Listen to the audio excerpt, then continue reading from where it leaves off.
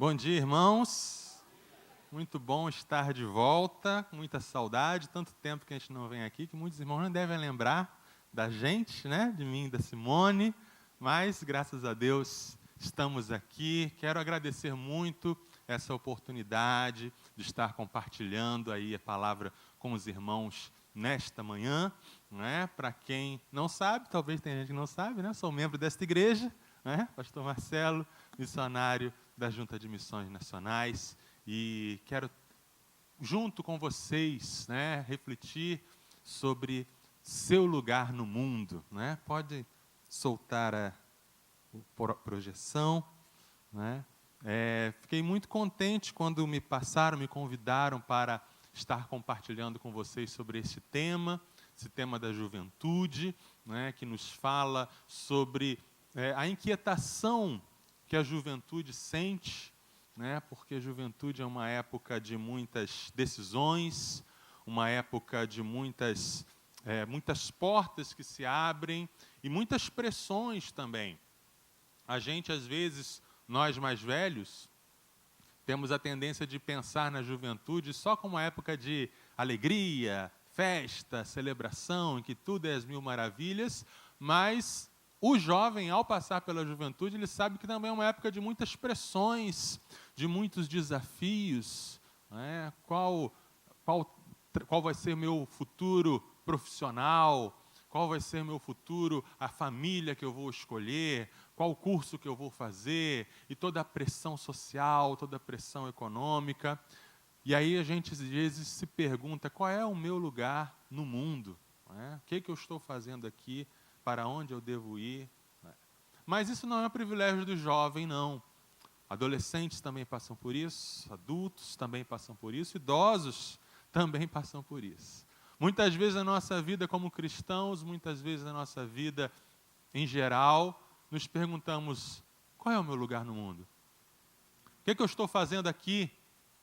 Para onde eu devo ir? Estou tomando a direção certa? O que Deus quer de mim? Será que eu estou falhando com Deus? Será que eu estou me dedicando tanto aos meus projetos, à minha profissão? Será que eu estou negligenciando a minha vida com Deus? Ou será que eu estou, na verdade, negligenciando a minha família? Será que eu estou dando tanta ênfase a tantas coisas e não a minha família? E às vezes vem a culpa, e às vezes vem o desânimo. Às vezes olhamos para o passado e pensamos, antigamente eu me dedicava mais, mas hoje em dia eu não sei. E aí a gente fica se perdendo. Para a gente pensar um pouco, para a gente refletir um pouco sobre essas questões, nós vamos dar uma olhada no livro de Gênesis, né? Abra aí a sua Bíblia, né? Seja ela impressa, seja ela digital, não importa, o importante é você, em primeiro lugar, tê-la, em segundo lugar, lê-la, e o mais importante, praticá-la. Gênesis, nós vamos começar no capítulo 2, versículo 8, mas nós vamos olhar vários textos aí do livro de Gênesis. E esse texto nos fala qual é o nosso lugar no mundo. Então o Senhor Deus plantou um jardim para o lado do oriente no Éden, e colocou ali o homem que havia formado. Coisa interessante sobre Deus, como Ele faz tudo bem, como Ele faz tudo direitinho, e Ele, como se diz na linguagem popular, não dá ponto sem nó. Esse texto nos mostra um Deus planejador, um Deus cuidadoso, um Deus minucioso, atento aos detalhes. E esse Deus, quando decide criar o homem, quando decide criar a coroa da sua criação, Ele cria o homem, mas Ele cria um lugar para o homem.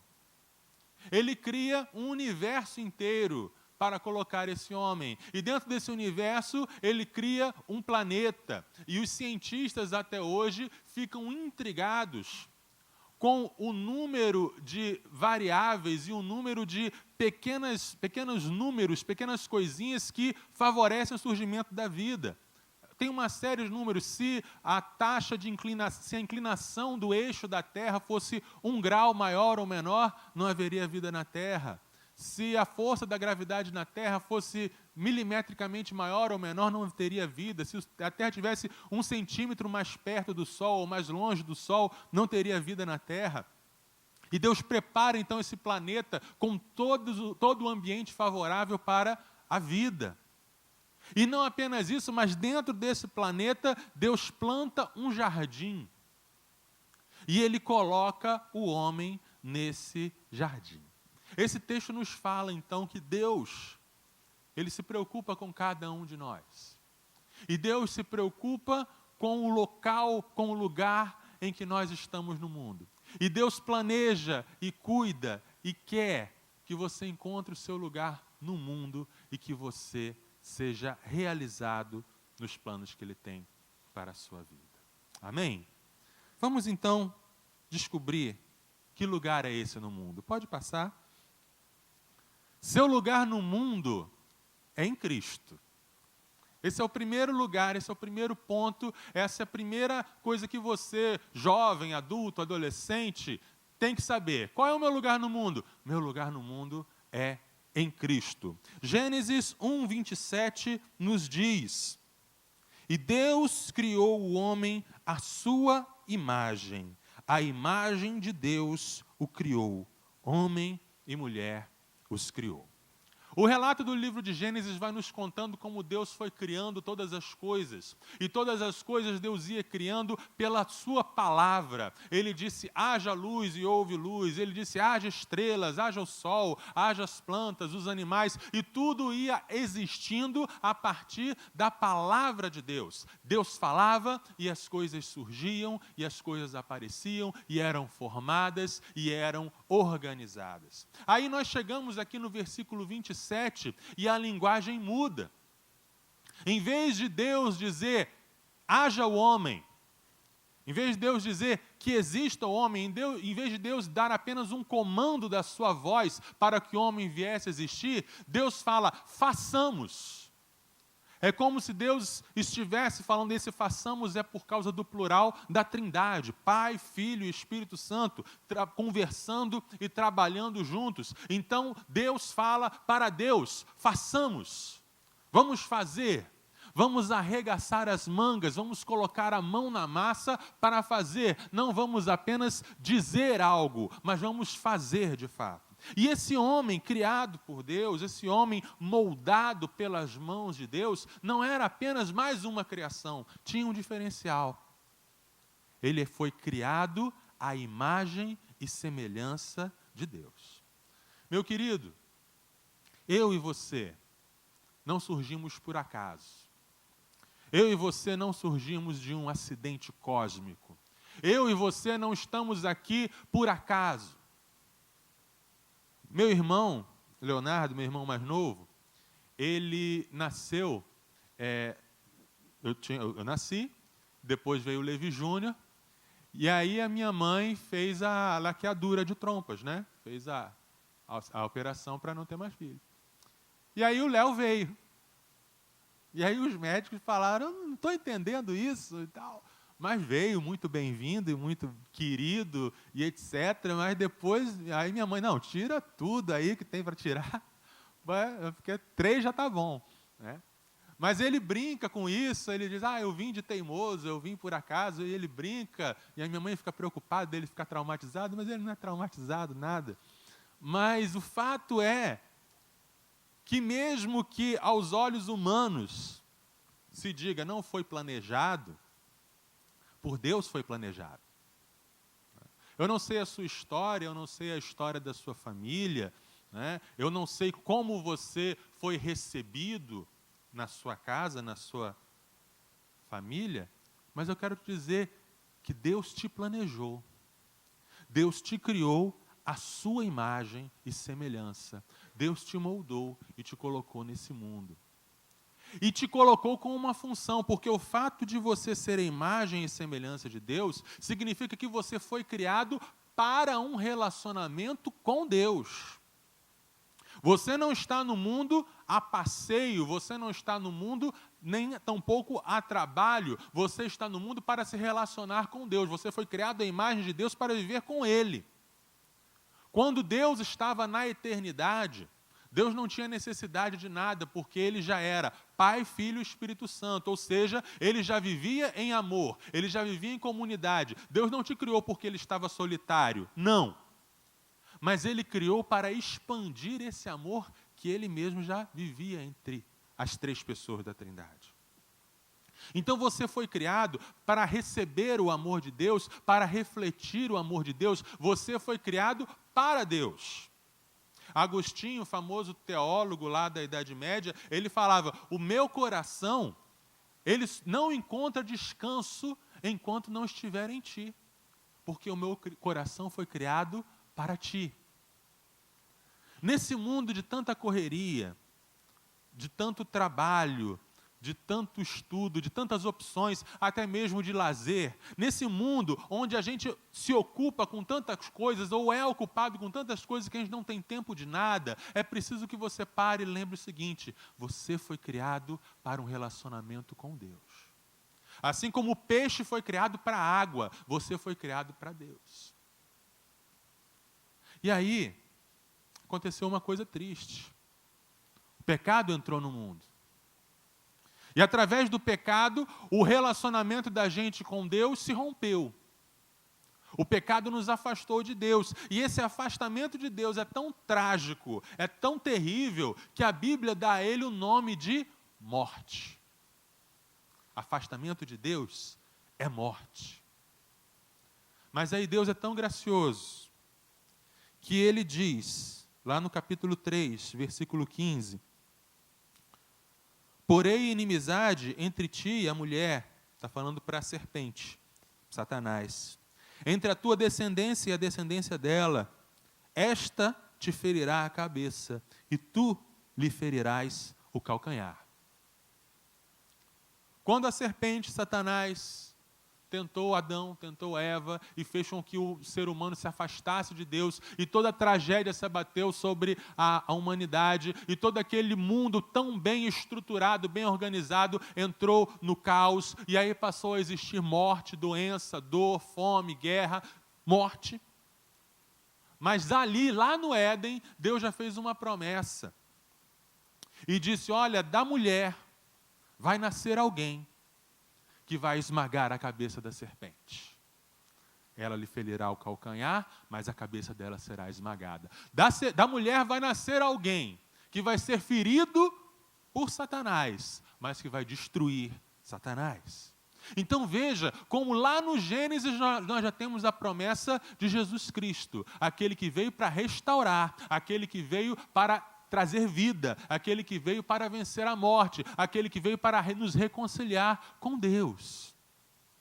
Eu acredito que grande parte dos que estão aqui já tiveram um encontro com Jesus, já reconheceram Jesus como o mediador, o Salvador, aquele que veio para vencer a morte. Que bom!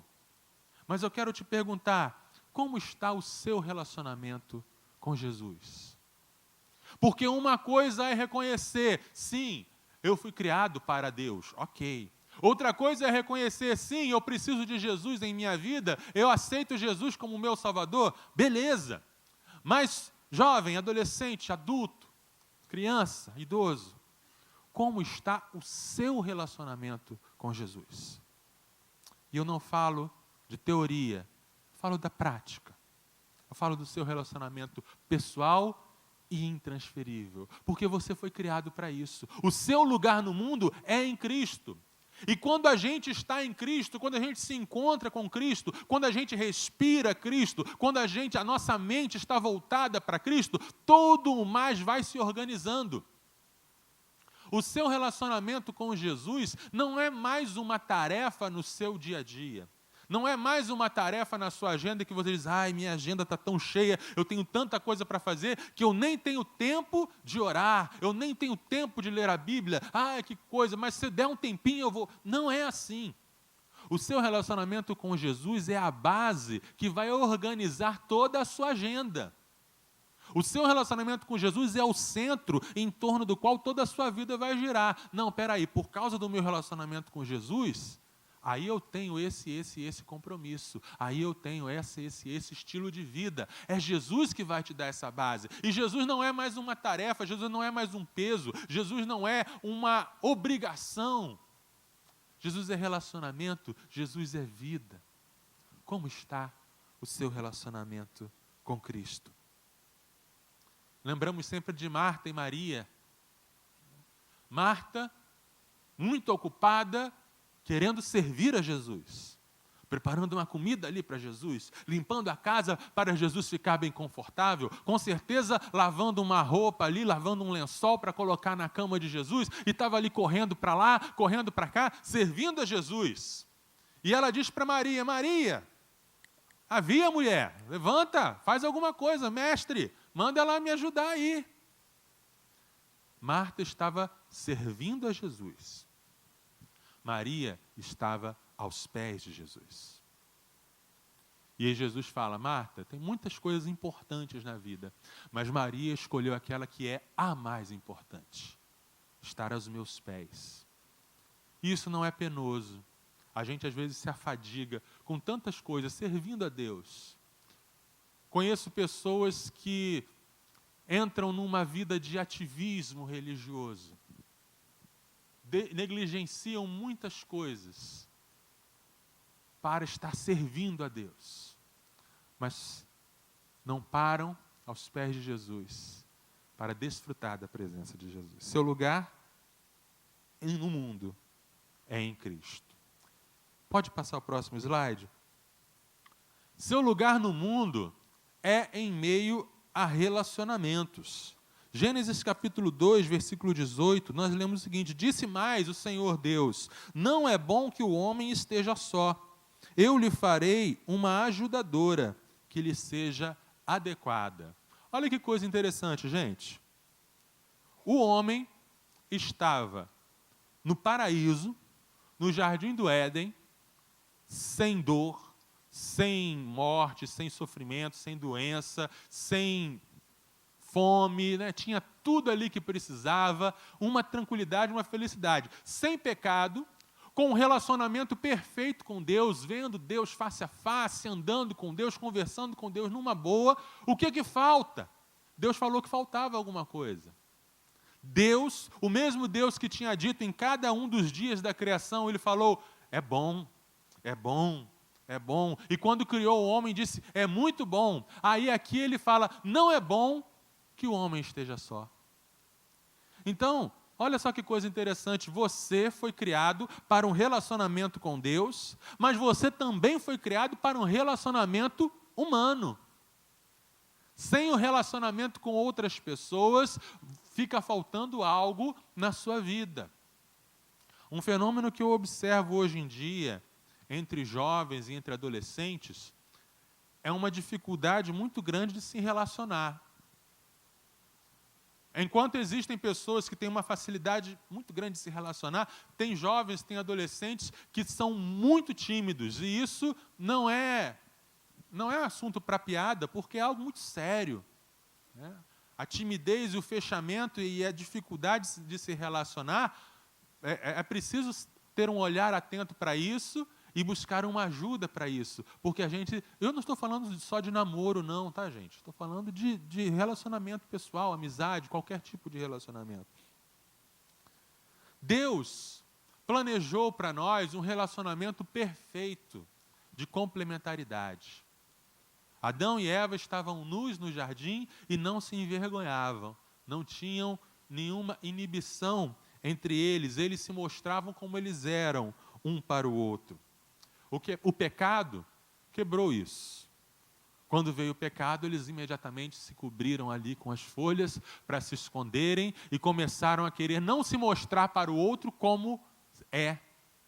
Se ele me ver como eu sou, se ela me ver como eu sou, ela vai me rejeitar. Então eu tenho que criar uma máscara, eu tenho que criar uma ficção, né? Eu tenho que colocar aqueles posts, né, no Facebook, no Instagram, de que eu estou sempre feliz.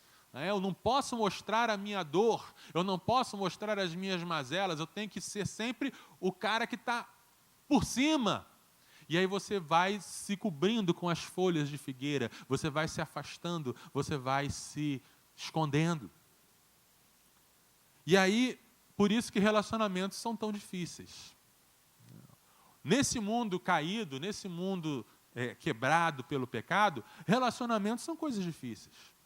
Até mesmo na igreja. Muitas vezes a gente se magoa na igreja por criar uma expectativa de que aqui está todo mundo já glorificado, né? Não, aqui não é o céu ainda, não. Então, relacionamentos são difíceis. E por isso a gente precisa buscar ajuda em Deus e saber que não existe fórmula mágica. Nos relacionamentos, nós vamos nos machucar. Nos relacionamentos, nós vamos nos decepcionar. Qual a solução, então, pastor Marcelo? Continue tentando. Continue tentando, em todos os tipos de relacionamentos. Relacionamento só se aprende se relacionando. Gente, eu não estou falando para você sair namorando todo mundo, não, pelo amor de Deus, tá? Não. Se disserem isso, o pastor Marcos vai ficar bravo comigo. Não é isso que eu estou falando. Estou falando de relacionamentos em modo geral. Mas eu estou falando de você se permitir conhecer pessoas. Estou falando de você perdoar quem te magoou. Estou falando de você ser sincero sobre você mesmo. Estou falando de você abrir o seu coração e a sua vida para relacionamentos de amizade, os solteiros para relacionamentos de namoro, os casados para continuar cultivando o seu casamento, a sua família, os seus filhos. É um trabalho, entenda, né? Relacionamento é um trabalho, é uma missão, é uma vocação que às vezes a gente negligencia em função de outras coisas. Mas é um trabalho que vale a pena. Próximo slide. Seu lugar no mundo é no mundo. Deus colocou o homem e a mulher no jardim. E Ele deu um trabalho para eles. Olha só Gênesis 2,15. E o Senhor Deus tomou o homem e o colocou no jardim do Éden, para que o homem o cultivasse e o guardasse. Olha só que coisa interessante, o trabalho já existia antes do pecado. Antes de haver pecado, Deus já tinha dado ao homem um trabalho, uma missão. A profissão mais antiga do mundo não é aquela que se costuma dizer por aí. A profissão mais antiga do mundo é de jardineiro. Deus deu a Adão e Eva, cuidem do jardim aí. Cuidem, lavrem, né? Deus deu a eles a missão de cuidar da terra, de administrar a terra, de moldar, de mudar, de criar com criatividade outras coisas. Você pode honrar a Deus com a sua vocação profissional. Você que é jovem, que está entrando agora no mercado de trabalho, você que está na faculdade, você que está se preparando, entenda isso. O seu trabalho, a sua profissão honra a Deus. Antigamente, muitas igrejas tinham um erro de dizer que a única vocação era a vocação pastoral ou vocação missionária, né? Eu quero servir a Deus. Você quer servir a Deus, jovem? Então vai para o seminário. É a única maneira de você servir a Deus. Você ser um pastor, você ser um missionário, né? Hoje a gente entende que todas as profissões honram a Deus. Hoje em dia está se caindo num erro contrário, dizer que desvalorizar a vocação pastoral, né? Não vai para o seminário, não. Você quer servir a Deus, vai para qualquer outro lugar, né? Mas tem esse equilíbrio. Existem pessoas chamadas com uma vocação específica para servir na igreja, para plantar igrejas, para fazer missões. E existem pessoas com vocação específica para ser padeiro, para ser cientista, para ser político, para ser atleta, para ser engenheiro, para ser músico, para ser professor, né, para ser faxineiro. Existe honra em todas essas profissões. Todas elas são vocações, todas elas são dons de Deus. Então você que está nessa questão, qual é o meu lugar no mundo? Meu lugar no mundo é no mundo, trabalhando, agindo, vivendo, aquilo que eu gosto de fazer, aquilo que eu tenho a vocação de fazer, é a direção de Deus para a minha vida. O que aconteceu com o pecado é que o trabalho passou a ser fonte de cansaço, passou a ser fonte de alienação, de pressão, surgiu a competitividade extrema, em que o mercado de trabalho se torna uma luta, em que só um está no topo e o outro vai derrubando todo mundo. E a gente, como cristão, tem que tomar cuidado para não entrar nessa roda viva de pressão de trabalho, de competitividade e de luta destrutiva, porque isso causa mal para a nossa própria alma, né? Abra lá, vamos fugir um pouquinho de Gênesis, já estamos terminando. 1 Timóteo, capítulo 6.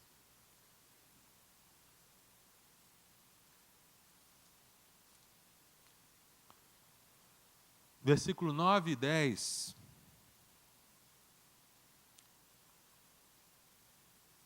Mas os que querem ficar ricos caem em tentação, em armadilhas e em muitos desejos loucos e nocivos, que afundam os homens na ruína e na desgraça.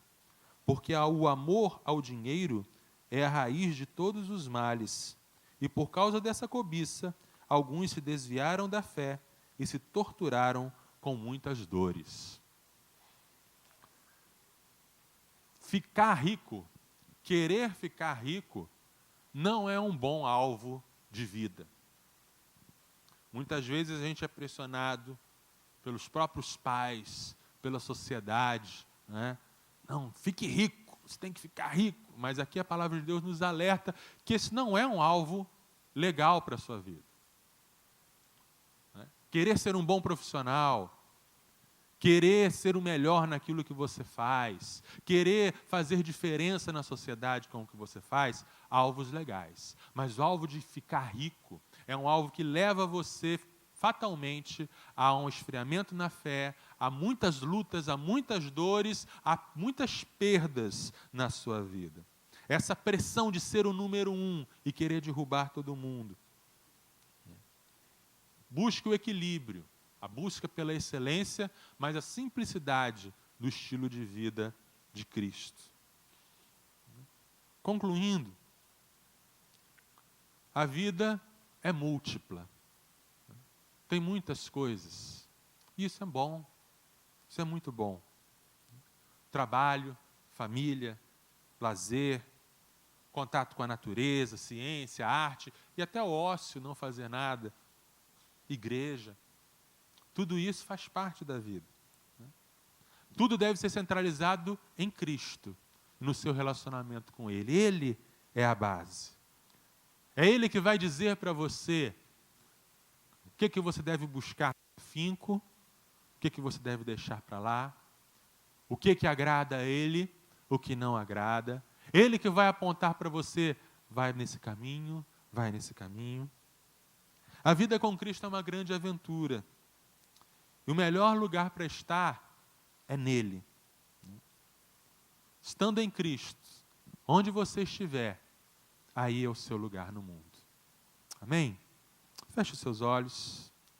Senhor, muito obrigado por ter nos criado. Muito obrigado por ter nos criado para Ti. Muito obrigado porque não estamos perdidos neste mundo. Muito obrigado porque não é o mundo que nos diz qual é o nosso lugar. Muito obrigado porque o Senhor tem planos para nossas vidas, planos multifacetados, e obrigado porque o Senhor revela esse plano a cada dia quando a gente anda contigo.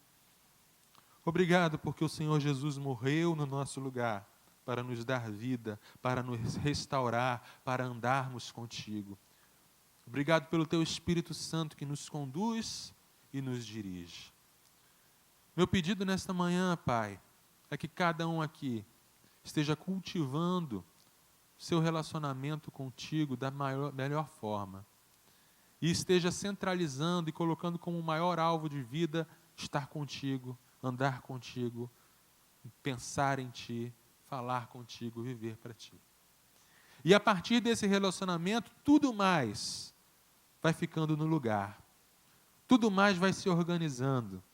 Família, profissão, estudo, lazer, ministério. Obrigado porque temos um lugar no mundo. Esse lugar no mundo é em Ti. Esse lugar no mundo é com outras pessoas. Este lugar no mundo é no mundo. Esse mundo grande que o Senhor criou para nós. Obrigado pela grande aventura que é te seguir, viver no jardim que o Senhor criou para nós. Em nome de Jesus. Amém.